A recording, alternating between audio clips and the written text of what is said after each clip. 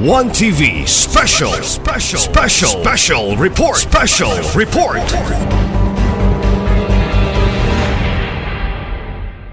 Madam Chair, all SB members are present. Okay, thank you, Mr. Secretary. So having 12 members present, this regular session is in quorum.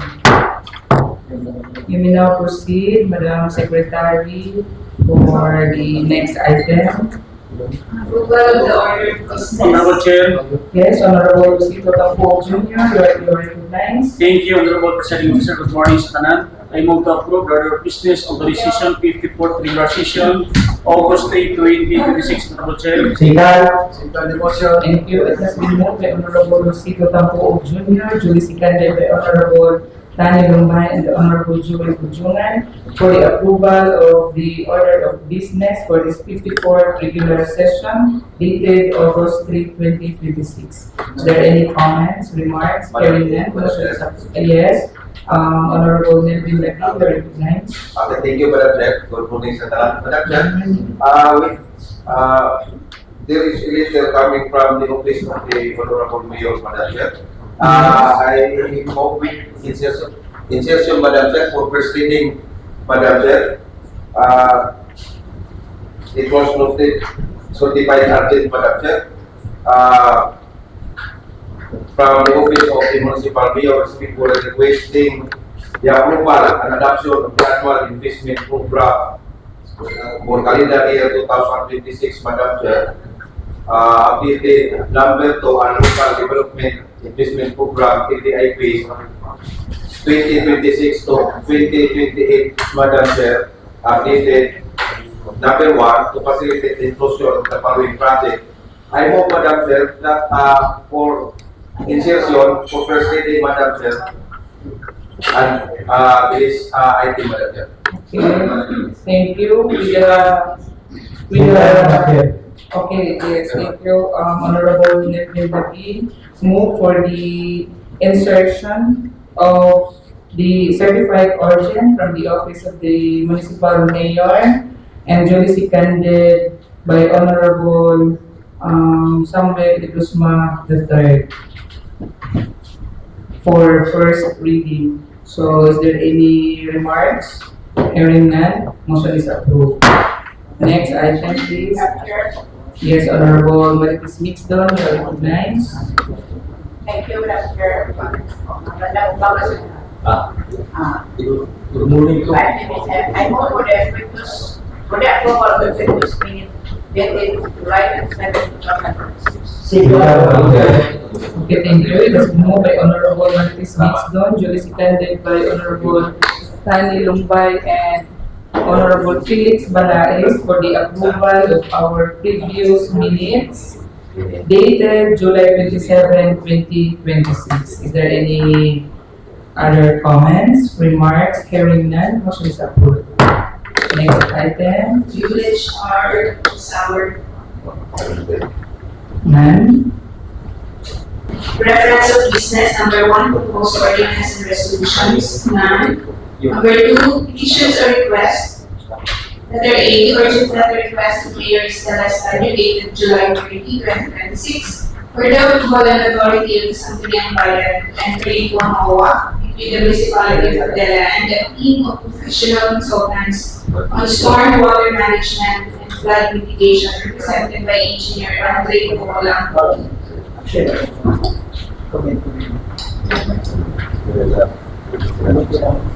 Okay, what's the pleasure of the body on this item? Honorable Chair, Yes, Honorable Rosito Tampo Jr., you are recognized. I move, Honorable Chair, to join this sponsorship, Honorable Chair, the request of the Honorable Mayor requesting the Sangguniang Bayan, the Honorable Mayor authorized the Honorable Mayor enter into MOA between the LG Tudela and the storm water management, Honorable Chair, represented by Engineer Andre Paul Ampong, Honorable Chair. Okay, thank you. On joint sponsorship, this item, letter E, communications or request, be approved for the memorandum of agreement between municipal mayor Estela Omotistanyo, represented by our municipality of Tudela, and a team of professional consultants on stormwater management and flood mitigation, represented by Engineer Andy Paul Ampong. So, is there any comments? Noted. Yes, Honorable. Clarifications. So, ako lang ikaw update. Kabay namin sa pamunan ato plan na release ka na namin. Paano siya? Ito siya?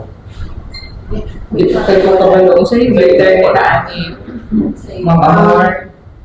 The memorandum of agreement states that the first party herein, the LGU of Tudela, is in need of a consultant in matters relating to stormwater management and flood mitigation as per contract basis for the purpose of assisting the municipality in its stormwater management and flood mitigation programs. It was also stipulated that this first party contracts the consultant for a period of 180 working days, and in consideration of a combined daily rate of 4,000, the daily rate is broken down as follows: 2,000 per day for the team leader, 800 per day for the infrastructure engineer, and 700 per day for the administrative officer. In relation to that, the consulting firm will have the function to make a stormwater management and flood mitigation master plan, regularly coordinate with the MPDO, and coordinate with other LGU offices, and also submit 4 deliverables, namely inception report, progress report, final draft report, and final report.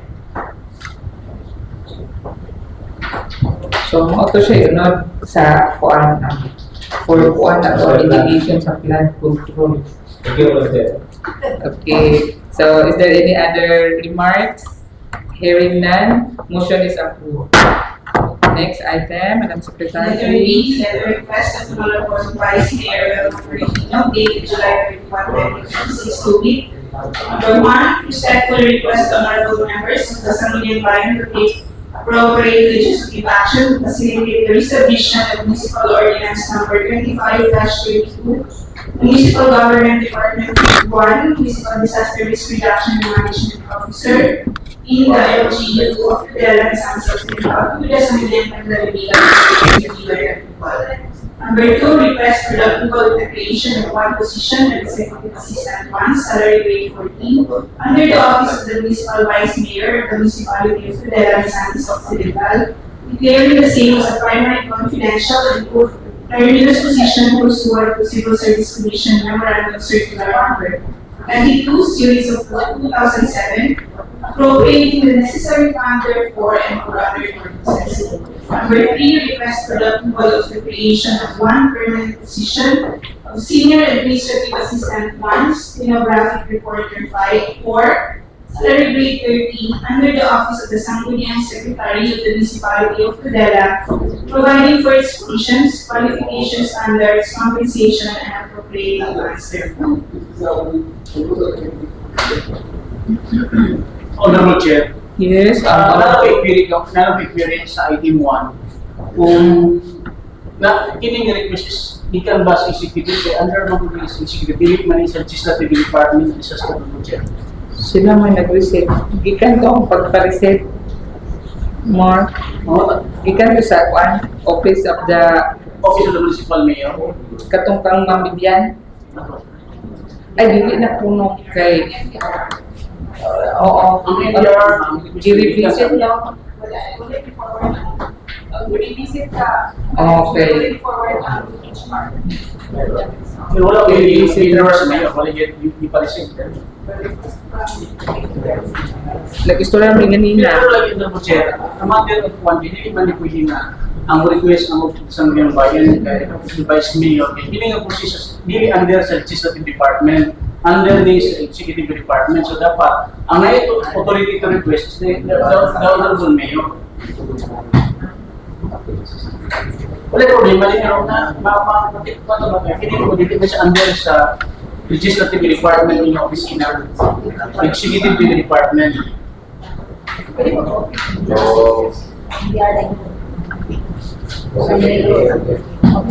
Kung sa insaktong process officer.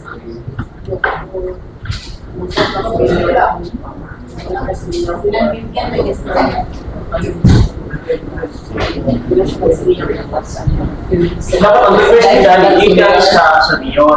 Antes, umimo ka rin lang sa mga great controllers and bagong sa sultan.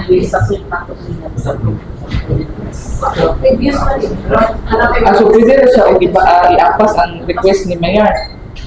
Para lang. Dili pwede mo bro, dili ka magpili ka mo sa GSP. Oh, ayon sa GSP dili ma-okay. Makuna mga dapat atong sabutan within the legislative body, atong i-correct kung siya dapat i-correct. Kay usahay man gud. Ako na gusto na nga kinala kong gusto politik para mo. Ako dili man ko yung under siya nga mo correct nga usa. Ang ako lang is a matter of formality. Dili man legislative nga opisina ano kita mo yung request. So nangutana ko kami karon kung asa ang request ang honorable mayor. Kaya under ni sa executive nga department, dili ni sa ato din una ng mayor nga gawas ang duha ka item, authorized the honorable vice mayor nga mo request. Pero kining una, ita pwede nga yata sa ulahi ang honorable mayor at sinsuko na sa side ng honorable mayor. Also galito more, di ba nag-istorya si Ma'am Bibian nga gumikan kay naa na siya daan, dili na necessary na mo request ang mayor or kaya mo to siyang diretso man siya o sulod sa agenda. Yes, Madam Chair, if I may, if Maribel had an attribute mandatory position, which was already approved sa SD, anay ordinance, ang problem lang was, wala siya na-approve sa SP, sasabihin na kalbidan kung ano itong transition. Sa transition. Ayun, the initiative na katong mandatory position plus the creation of two new positions na mandatory was, if you can remember that, siya sa calendar. During the previous session, sa consider the people na naibagong proposal for this, but there was no document or anything from the HR or the executive department to even the record. This was initiated during his office. So unsa man siya necessary pa siya nga mangayo og letter or revisit na lang siya dinhi nga revisit na lang siya ani nga ordinance. Kay gumikan nga naa siya. Naagin na sa discussion sa body, Mr. Madam Chair, kung wala to ang letters from the mayor or i-forwarding ang mandatory positions. Panulo sa sangguni ang panlalawigan. Depende sa body. Pero as to the question of the Honorable Kuko, wala din letter from the HR na na-receive. Based on that.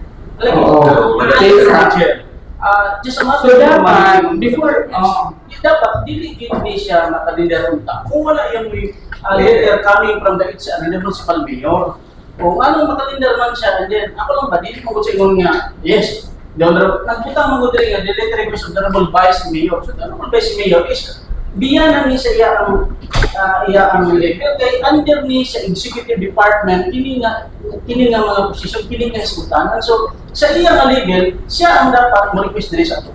Dili kay, humadari, kita naman yung mula po dito sa honorable mayor. So dapat ang muli ang request ni Mayor Cha is only ang kaning under sa iyang Yes, honorable chair, kana po yung sakto. So dito raw tani siya dapat dili tani siya gi-appeal diri sa ako ang Dili request. sa imong request.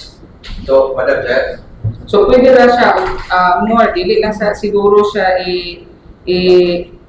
di na to i-appeal ni siya kay gumikan kay wala man ni agi sa ni Mayor Cha pero nag-istorya mi ganina nga walay problema sa iyahan ni. So mangayo ta dito dili lang sa siya appealon kini lang sa number 2 o 3. so, Yes, Honorable Nelvin Lagi, you are recognized. so thank you, Madam Chair. I understand, Madam Chair, the manifestation of the good Honorable Tampu, Madam Chair.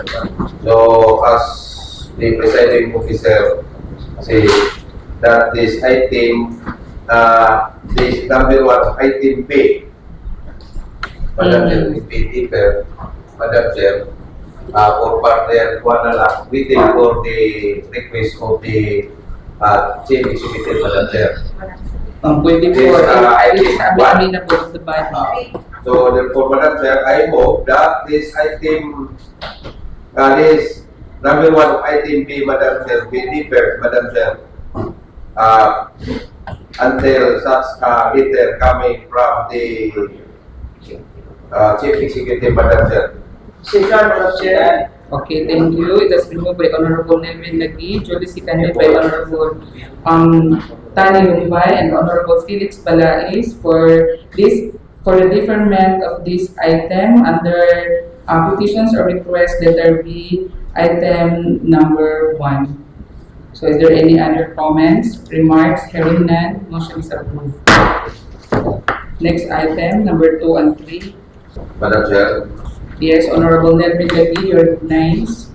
Thank you. Madam Chair, this item 2 this number 2 item B, Madam Chair, I move that it will be referred to Committee on Human Resource, Madam Chair.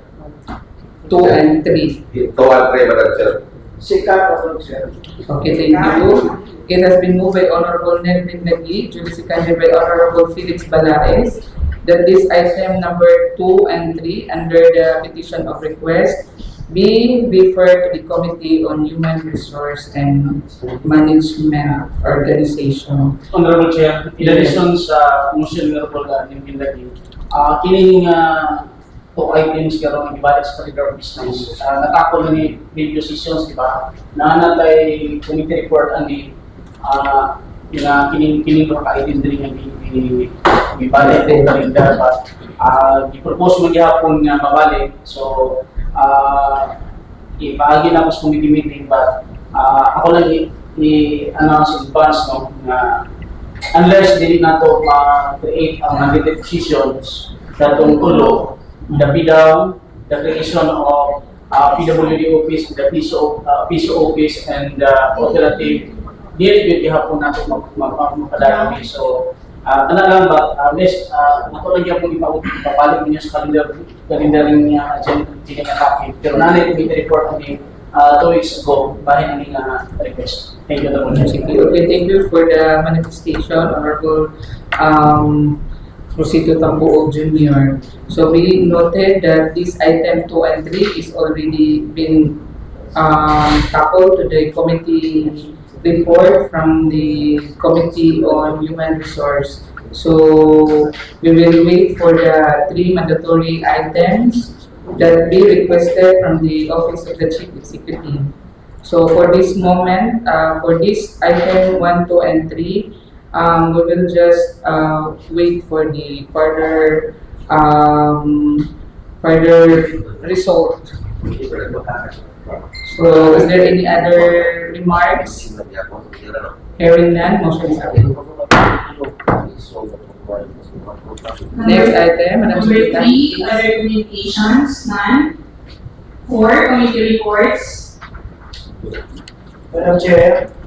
Yes, Honorable Felix Balais, you're recognized. Yes, Madam Chair, last session, Madam Chair, ang shame ako dahil mag-committee meeting na ang Committee on Infrastructure, Madam Chair, this coming Wednesday, August 5 at 1 o'clock. August 5, Wednesday, 1 p.m. Yes, Madam Chair. This committee, this item from the Committee on Infra, committee meeting pa Yes, Madam Chair. under the Committee on Infrastructure. So, for August body, this item from the committee report, so the good committee chair, Honorable Felix Balais, is stating that this item, wala pa siya ka-committee, so we will they have a committee schedule on August 5, Wednesday, 1 p.m. Thank you, Madam Chair. Honorable Chair, Yes, Honorable as member of the Committee on Infra, Honorable Chair, ako niyang kita ang ordinance at tumingin session namin. Ini nga request ng ordinance is murag kapariho ra sa ordinance i-public hearing na to, proposed ordinance for Venerable Felix Balais, ordinance number 26-19, no? Kung pwede siguro, wala pa man nato na kayo public hearing. Kaya ang tinor ng mga ordinance ng Honorable Chair, mga ba, no? base no walang tawag sa committee, nga pwede ra ba mausan yung ordinance, no? Kini proposed ordinance number 26/19 nga for public hearing kung kini gi-request ako niya bagong ordinance. So, pare-pareha lagi siya para na kung Sige, i-check. ma-review kayo sa Yes, Madam Chair, mauna i-check na to kung Merkules kung Review karon appeal. mausa na, Madam Chair. Ana. Thank you, Madam Chair. Sige, okay, thank you, Honorable Rosito Tampo Jr. So we will now proceed to the next item. Madam Secretary, please. Letter B, Committee on Health, chaired by Honorable Samuel Carrillo III. Good morning, Madam Chair. Yes, Honorable Samuel Before we begin, committee meeting, Madam Chair, will schedule this coming August 5. Morning natin, Madam Chair, that's the meeting. Okay, please take note, Secretariat, that this item, letter B, stating from the committee chair, Honorable Samuel Carrillo III, committee meeting will be on August 5, Wednesday, at the time of 9 o'clock in the morning. Yes, Madam Chair, I invited si Dr. Madam Chair. Doktora Pagkat. get this double chair ang hindi gagawin. Also, Madam Chair, I be on accountant. Thank you, Madam Chair. So, thank you, Honorable Samuel Carrillo III. We will now proceed to the letter C. C, Committee on Agriculture, chaired by Honorable Martis Misdon. Thank you, Madam Chair. Yes, Honorable Mr. Recognize. Requesting the Office Body to, for a resolution authorizing the mayor, municipal mayor to enter and sign a memorandum of agreement between Central Mindanao University represented by its Vice President and Academic Advisor Dr. C.S. Balmoya and Della LGU Della for internship program. So I move for the approval of this memorandum of agreement. So, dili na ako committee meeting. Okay. Join resolution, Madam Chair. Okay, thank you. It has been moved by Honorable Marites Mixdon for a joint resolution that this item, letter C, number 1, requesting the August body for a resolution authorizing the municipal mayor to enter and sign into a memorandum of agreement between Central Mindanao University, represented by its Vice President for Academic Affairs, Dr. Jose S. Balmoria, and the LGU Tudela. So, is there any other comments, remarks? Honorable Chair. Yes, Honorable Rosito Tampo, recognize. For formality, Honorable Chair, the motion Honorable Mixdon, napamata sa committee report. So wala pa ay resolution na i-pass nito yun. Napamata sa committee report. No? So, i-endorse siguro ni Honorable Mixdon to second reading for reservation. Kaya napamata, wala may endorse nga resolution during sa committee report. No? Sa napamata, ang agenda ng Honorable Chair is committee report. No? So, Okay, thank you. It has been moved by Honorable Marites Mixdon that this item, letter C, move for second reading, duly seconded by Honorable Felix Balakis. So is there any comments? Hearing none, motion is approved. Next item, Letter Madam D, Secretary. Committee on Code, Ay, wala pa ni. Kay, ugma pa mag-meeting ang committee po sa katong so defer sa technical working group. So we will now proceed to the yes, Honorable Nevin Naguia. Thank you, Madam Chair. The committee on, committee on all, mananaman ni Madam Chair. Agad committee Technical- PWG. Technical working group mo ay umapuhon na yun. Ay, nagalit na magkatagod. Yes, Madam Chair. And my humble suggestion, Madam Chair, na punta, katong member sa technical working group, ulo tayo group, na nakakanak, ano magkakita ko? Mo pwede butang sa suha. Yes, and then naawat ka, kaya ano, madali na ito, Madam Alas Chair. 10.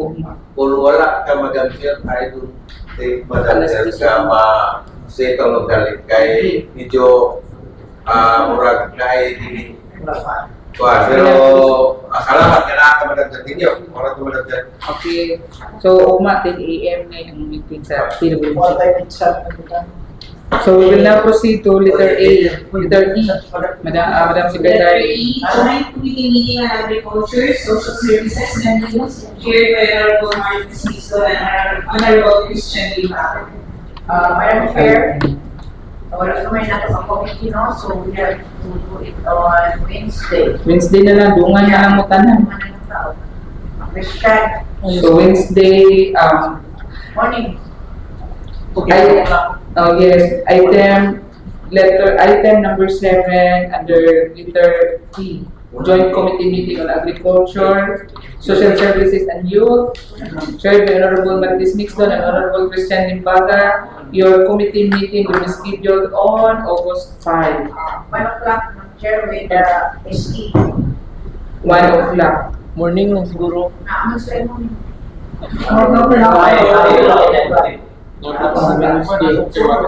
Sunod namin, sige, 1 o'clock.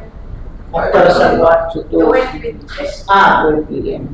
Sige, okay. Hindi, join. Okay, thank you. So we will now proceed to letter F, Madam Secretary. Paragraph F, joint committee meeting on finance, barangay affairs and youth, proposal for the upcoming November 2026 barangay and SK elections from the COMELEC in a total amount of 1.5 million. Honorable Chair, Yes, on our our committee proceeding meeting will be scheduled on Thursday, 1 o'clock. I couldn't fit na ang Wednesday. As linis na tanan mo this committee. So, So, 1 o'clock Thursday, Honorable Chair. okay, thank you. Thank you, Honorable Rosito Tampoog. This item, letter F, a joint committee meeting on finance, barangay affairs and youth, chaired by Honorable Rosito Tampoog, Honorable Lorenzo City, and Honorable Christian Limbaga. Your schedule for committee meeting will be on Thursday at in the morning, 1 p.m. Honorable June, 1 p.m. 1 p.m. Invited ang boards, member sa board, Honorable Chair sa ABC and sa Sangguniang Kabataan Chairman. Magpuhin lang ang appeal for set of officers sa Sangguniang Kabataan. Okay, civil officers, sangguniang President kabataan. ng Honorable Chair, Vice President, Secretary, President, Nahilang lima. Okay, sige, okay. And all of these will be noted, Secretariat. So we will now proceed to the number 8, Madam Secretary. Calendar of business number 1, first reading. Letter A, barangay resolution number 5, series of 2026 of BARA, a resolution to reprogram the amount of 90,000 from the 20% trust fund of the fiscal year 2023 on the construction of sand breaker at Puro 4, Barangay BARA. Madam Chair, Yes, Honorable Samuel D. Guzman III, you recognize. ang barangay resolution number 5 series 2006 of Barangay Para, I move first, second, third, and third final reading, waiving our ILP. Second, devotion. Okay, thank you. It has been moved by Honorable Samuel D. Guzman III, duly seconded by Honorable Tani Lumbay and Honorable Nelvin Laki, that this item, letter A, from first reading, be approved from first to second, second to third, and third to final approval. Is there any other comments, remarks? Hearing none, motion is approved. Next item, please. Letter B, Madam Chair, the one inserted earlier, the annual investment program update number 2. Madam Chair. Yes, Honorable Nelvin Laki, you recognize. Thank you, Madam Chair.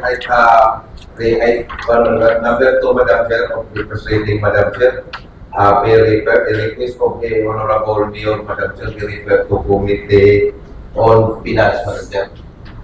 Second, Second, Okay, thank you. It has been moved by Honorable Nelvin Lagi, duly seconded by Honorable Rosito Tampog Jr., Honorable Josel Sumaba Gonzalez, and Honorable Maritis Mixdon, that this item number 2 from second reading be referred to the Committee on Finance. Honorable Chair, schedule of committee meeting will be on Thursday, 1 o'clock. Kung is Honorable Chair, ang private meeting na natin nakasalala yung mga GSF na 5 million for rice distribution sa mga 1 million or 5 million. Lagi po. Yan po na natadali sa mga panudala ng pundo ang pagpagawas na lang may kulang patuloy gikan sa national government o GSF na source. Okay, so whole day of Thursday, imuha ang committee meeting. So, okay, thank you. Is there any other comments, remarks? Hearing none, motion is approved. Number 2, Next item. Second reading, draft ordinance number 26/21, ordinance mandating all public and private schools in the municipality of Sotera to provide qualified security personnel to help ensure the safety and security of learners, for teaching and non-teaching personnel. Review, draft ordinance number 26/2022, institutionalizing the expanded benefits of the 40s in the municipality of Sotera. Letter C, municipal ordinance number 26/23, amending section 15 of municipal ordinance number 1905 to remove the restrictions on the number of bicycle operators and drivers association that may be accredited and recognized by the municipality. And letter D, proposed ordinance number 26/19, ordinance for the protection, management, and sustainable operation of municipal drainage system, regulating construction activities affecting such systems and providing penalties for violations.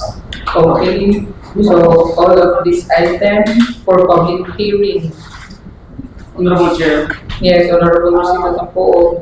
may suggestion, Honorable Chair, para na ning ordinances for public hearing. Bahino lang siya na tutuwa kay ang public hearing mo Honorable Chair kung daghan yung ordinance percent dugay mo man na Honorable Chair ko dili na kayo interesado paminaw. Pwede ba kayo mapokus sa paminaw kay kung ano na to di po pa wala na yung hindi na tayo interesado maminaw, so kung mahimo warning and after dun schedule na to dahil ang duha sa warning, ang duha pa after nung duha ka ordinance mo kay public hearing. Pwede po ang number A of letter A of B morning. Then ang C of D afternoon. A and B, C and D. Yes, Honorable Deputy Leader, next. Kini ko pataw din as magtanaw na po siguro Madam Chair dahil na may magpapalila ba o budget dito Madam Chair kanang may Hindi yung mamaura ni kaya ron mapasta pa mamaura ng kwanta yun niya bibalik ang usa sa pagkahapon na po at least na kung doon mo galing as suggested by Honorable Tampuo karon man ay ang participants ani nga ABCD kung mag-i-obey sa puntaan, i-advise hapon, mamaura o tao ba, para nadili ka dito bumalik pagkahapon. And then, go to the suggestion, Madam Chair, kay as I observe, Madam Chair, during the public hearing, Madam Chair, kahapon na ulahe, ako, ordinance, ang kaulahe, Madam Chair, murag pila na lang kabok na bilhin. So, alas 4 probinsya na nauman, hindi ulit na kay Juan. Mo na kay Juan mo nga, bahilo ka na siya. Kaya naka-count kong tagap during last public hearing. Thank you. Okay. Yes, thank you, Honorable Elvin Taguillas. Honorable Juan Dismix, don't you recognize?